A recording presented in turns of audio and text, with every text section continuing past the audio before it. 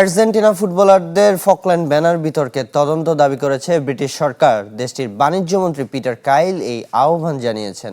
বিশ্বকাপ সেমিফাইনালে ইংল্যান্ডের বিপক্ষে জয়ের পর আর্জেন্টিনা লিসান্দ্রো মার্তিনেজ ও লো সেলসোরা ফকল্যান্ড দ্বীপপুঞ্জের উপর আর্জেন্টাইন সার্বভৌমত্ব দাবি করা একটি ব্যানার নিয়ে উদযাপনে মাতেন।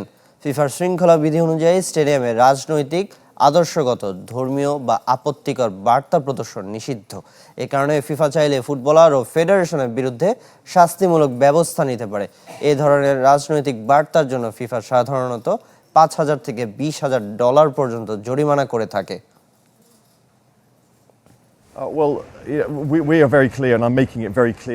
ফুটবলারদের এই আচরণ ছিল সম্পূর্ণ অসামঞ্জস্যপূর্ণ, একই সঙ্গে বিশ্বকাপের মৌলিক নীতি পরিপন্থী।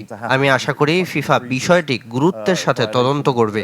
রাজনীতি ও ফুটবলকে আলাদা রাখা উচিত। So I think we can expect that. Sensitivity আমার নাই, আছে হোয়াইট প্লাস প্রো সেন্সিটিভ। দাঁতের সেন্সিটিভিটি ভুলে খান মন খুলে।